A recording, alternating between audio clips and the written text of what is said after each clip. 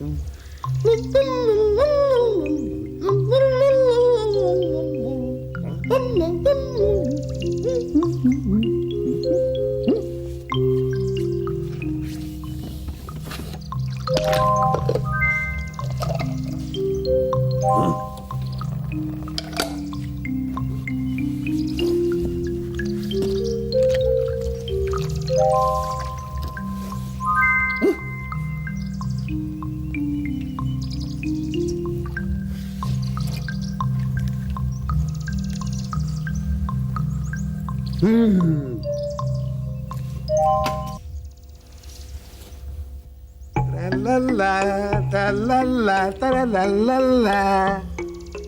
هذا يا محروس؟ ماذا يا ياسمين؟ صوتك؟ أيعجبك؟ نعم نعم، إنه جميل وشجي. شكرا لك يا ياسمين، شكرا.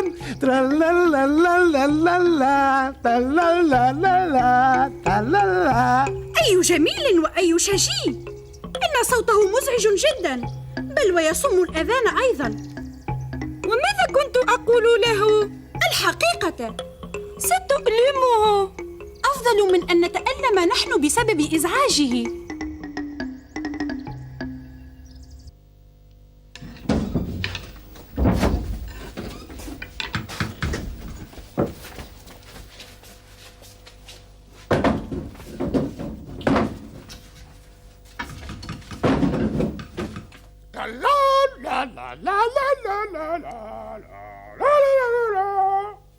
ها قد جاء محروس.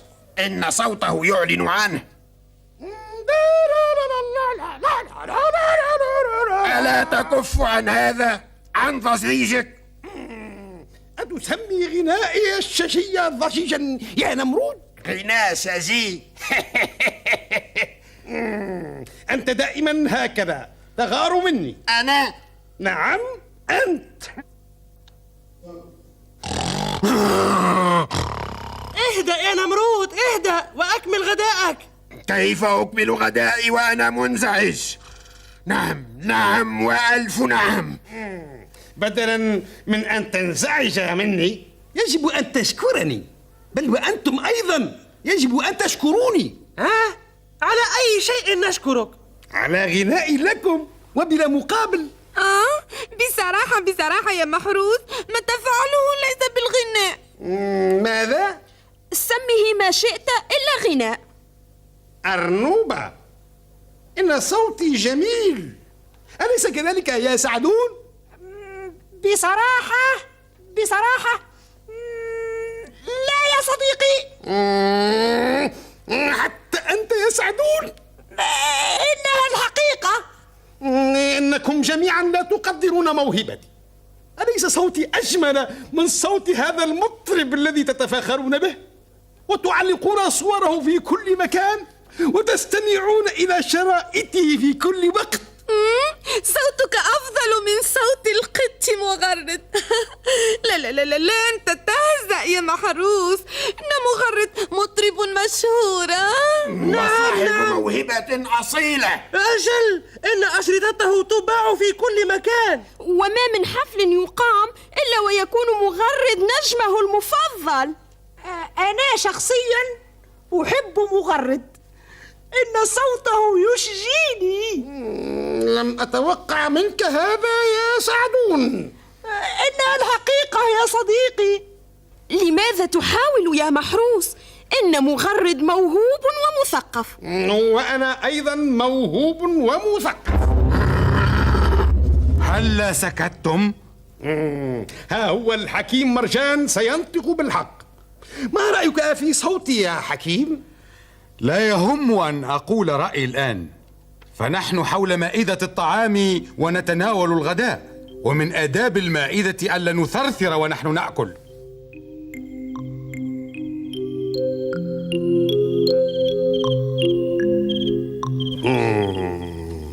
إنهم يفضلون صوت مغرد. مغرد يفضلون صوت مغرد على صوتي. غدا سيرون، أنا أم هم.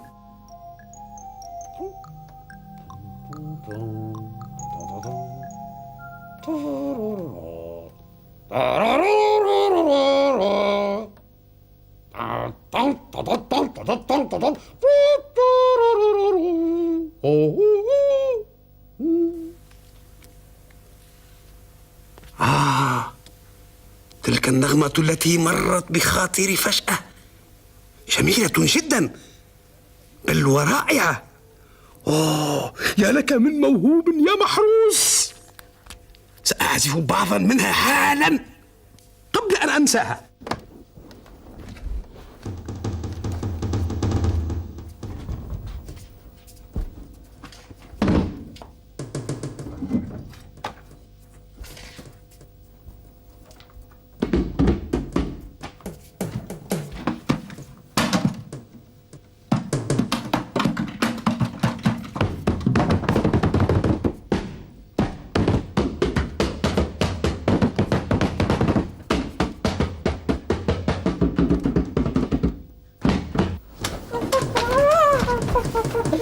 ما هذا؟ أهي طبول الحرب؟ كلا، بل طبول محروس. منذ أن اشترى محروس تلك الآلة وهو يفقدني عقلي يوما وراء يوم.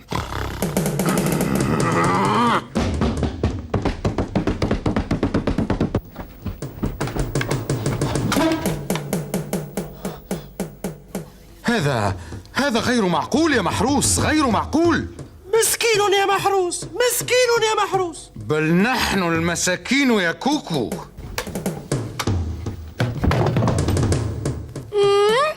إن غيرة محروس من مغرد ومحاولته لتقليده والتشبه به ستفقد صوابه. لا بد وأن يكف عن هذا. يا ربي، أيفعل ما يفعله في هذا الوقت من الليل؟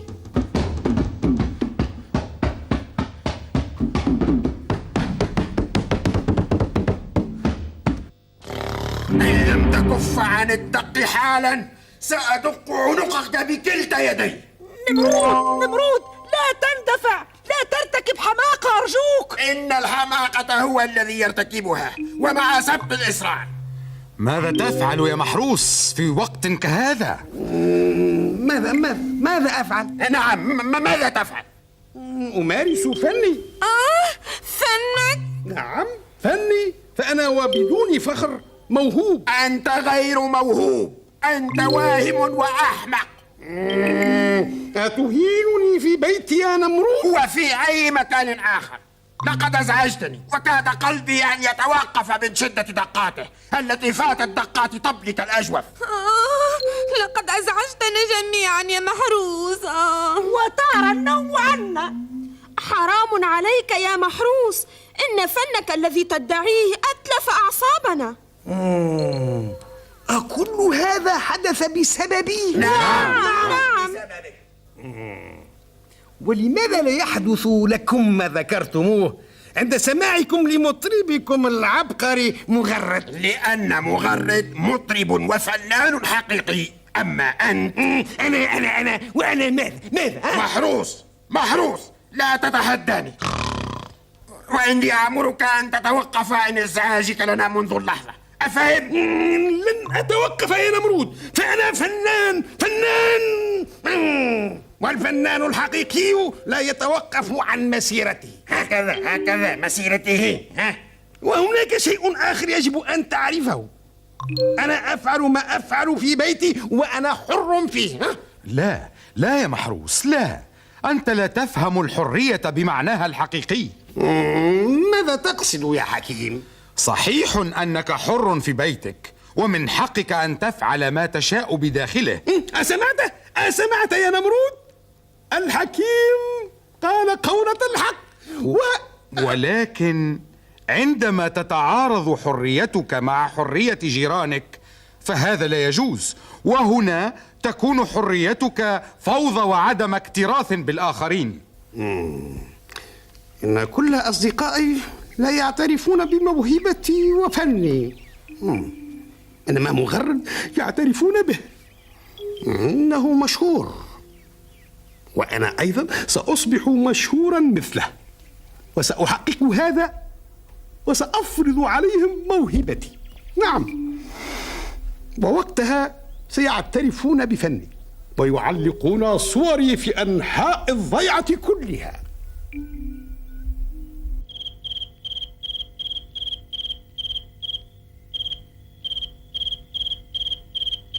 هذا هو اليوم الثالث على غياب محروس. لقد بحثنا عنه في كل مكان ولم نجده. أخشى أن يكون قد رحل عنا إلى الأبد. إلى الأبد؟ سأحزن كثيرا لفراقه. أنا السبب، أنا السبب. لماذا تبكي يا نمرود؟ لأني كنت في غاية القسوة معه. لست وحدك يا نمرود، بل نحن جميعا. كنا نحاول أن ننصحه لمصلحته. إن محروسا لا يستمع إلى نصيحة أحد. ليتني تركته يفعل ما فعل، ليتني ما تدخلت في شؤونه. كان ينبغي علي، بل علينا جميعا أن نتحمل إزعاجه. لا يا نمرود، لا. كان ينبغي أن يعرف أنه مخطئ وأن ما يفعله ليس بصواب. صدقت يا أرنوبة، وهذا هو حق الصديق على صديقه. لابد أن يكون معه صريحا وألا يجامله في خطئه أبدا. ليتك تعود يا محروس، ليتك تعود. وافعل يا صديقي ما تريد، فسأتحمل إزعاجك وثرثرتك وحرورك، فهي عندي أهون من فراقك. أنا قد عدت محروس. وهل استطعت في 3 أيام فقط أن تدرس الموسيقى وتدرب صوتك على الغناء السليم؟ نعم نعم يا حكيم مرجان. ولكن يا صديقي 3 أيام مدة قليلة. أتشك في عبقريتي يا نمرود؟ أية عبقرية يا محروس، أنت لست. ماذا؟ لا شيء يا صديقي، لا شيء. المهم في كل هذا أن محروس لن يزعجنا بعد الآن. بما أنه درس وصقل موهبته فلن يكون هناك إزعاج. إذن غني لنا إحدى أغانيك الجديدة يا محروس. لا يا صديقي، لن أغني، فأنا ما زلت في حاجة إلى التدرب حتى أتمكن من أدواتي الفنية. لأول مرة في حياتي يا محروس أجدك عاقلا ومتفهما. أنت على حق، لابد من التدريب بجانب الموهبة والدراسة. كنت أظن أنك ستحيي حفل الربيع غدا. أنا؟ لا، إن من سيحيي حفل الربيع هو المطرب مغرد. مغرد؟ نعم، مغرد، وسأذهب غدا إليه في المدينة وأحضره معي إلى هنا. وهل تعرف طريقه؟ بالطبع، إن مغرد أصبح من أعز أصدقائي في الأيام الثلاثة التي قضيتها في المدينة. كم أنا سعيدة لأن مغرد سيحيي الحفل غدا. أنا لا أصدق. لا، بل صدق يا أرنوبة، إن محروس لا يكذب أبداً.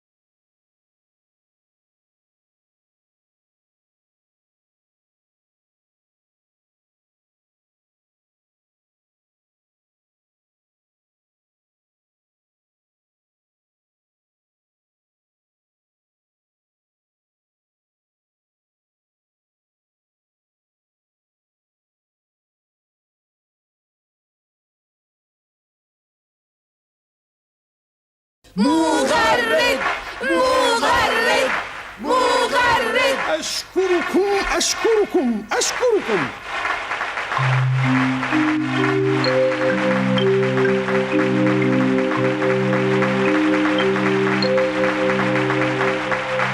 ولكن أين محروس؟ إنه ليس بينكم. صحيح، إنه ليس بيننا. ولم يعد منذ ذهابه إلى المدينة لإحضار المطرب مغرد. صحيح، فقد جاء مغرد بمفرده. إذن أين هو؟ ها أنا ذا مغرد. كلا كلا، بل محروس. لا تندهشوا يا أصدقاء، لقد تنكرت وادعيت أني مغرد وغنيت لكم إحدى أغانيه، فما رأيكم في غنائي وصوتي؟ لقد أصبحت مطربا حقيقيا يا محروس. لماذا تبكي يا نمرود؟ من فرط سعادتي لنجاح محروس لقد أصبح عبقريا.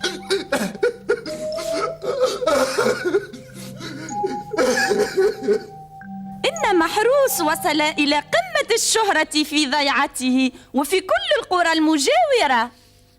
ما من حفل أقيم طوال المدة السابقة إلا وكان محروس هو النجم الحقيقي.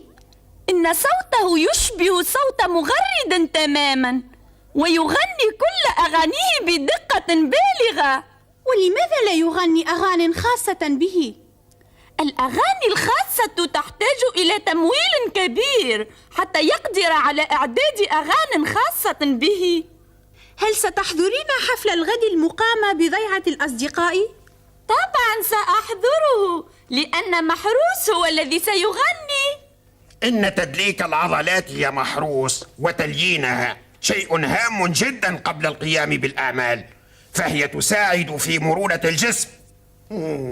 شكرا شكرا شكرا لك يا نمرود. العفو العفو. من فضلك الكتف الأيسر. هنا قليلا قليلا. حسن حسن. نعم نعم، شكرا شكرا. وأنا سأذهب لأحضر لك سترتك، فقد قمت بكيها بعد أن غسلتها لك أرنوبة. شكرا شكرا لكما، شكرا. هذا أقل شيء نفعله لنجم ضيعتنا، نحن جميعا فخورون بك. أوه، لا تخجلي تواضعي يا أرنوبة. لو أملت خصلة شعرك على هذا الجانب تكون أكثر وسامة. تماما تماما، أنت على حق. انتظر، وقليل من عطري هذا سيجعل رائحتك ذكية أثناء غنائك على المسرح، وخاصة الليلة. شكرا شكرا لك. والآن سنتركك لترتاح قليلا قبل الحفل. هيا بنا يا جماعة، هيا. وأنا سأذهب لأعد لك خشبة المسرح وأوزع الأضواء الكاشفة حتى تكون متألقا الليلة. شكرا شكرا لك يا سعدون، شكرا. سأخصك بنصيب لا بأس به من إيرادات الحفل. إن الإيرادات عالية جدا، فقد نفذت كل تذاكر الحفل. هل تم بيعها بالكامل؟ بالكامل. إن حيوانات الغابة كلها ستحضر حفلك الليلة. إنها ليلتك يا محروس. ولكن ماذا ستغني لنا الليلة؟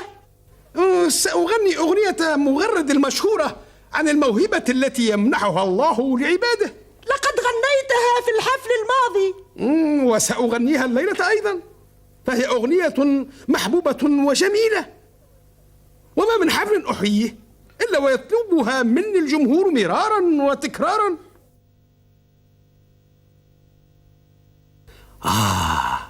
لقد أصبحت نجم النجوم يا محروس، وشهرتك بلغت الآفاق، والفضل كله يرجع لهذا.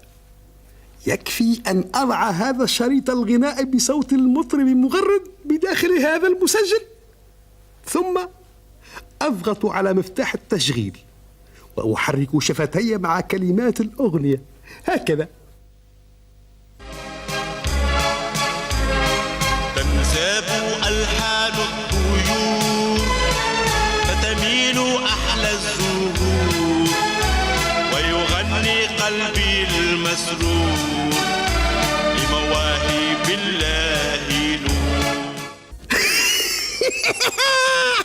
وهكذا يظن الجميع أني أغني بصوتي.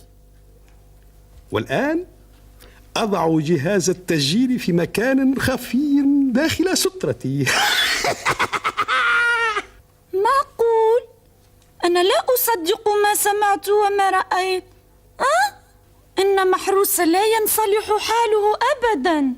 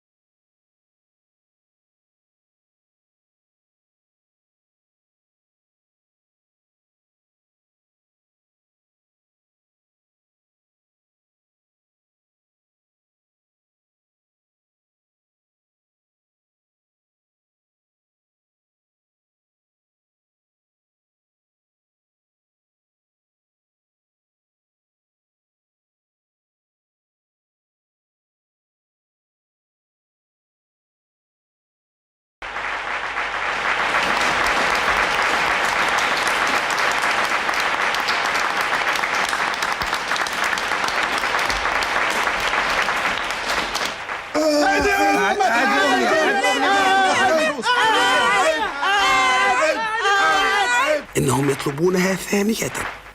إذن أضغط على جهاز التسجيل كي أعيد الشريط من أوله. والآن أضغط على مفتاح التشغيل.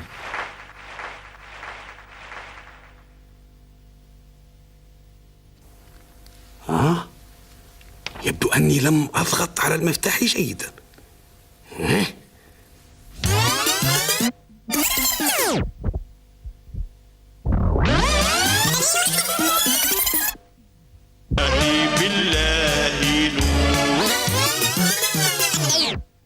إن محروس خدعنا كلنا. يبدو أن مفتاح التشغيل أصابه خلل. غير معقول. لقد صدمتني يا محروس، صدمتني. أنا لا أصدق. عار عليك ما تفعل يا محروس. عار. خادع، كاذب، غشاش. عار عليك. أنت المقصود بالضرب وأنا الذي أصعب. ما ذنبي أنا؟ عيني أنك صديقي. ما هذا؟ أرجو أن تكون قد استوعبت الدرس يا محروس. نعم، استوعبته جيدا يا حكيم مرجان. من يريد أن يصبح فنانا عليه بالدراسة، فالموهبة فقط لا تكفي كما قلت. ولهذا فأنا سأذهب إلى المدينة كي تغني. لا، بل كي أدرس أولا فن الغناء، وبعد الدراسة التدرب، وبعد التدرب يكون غناء. نعم.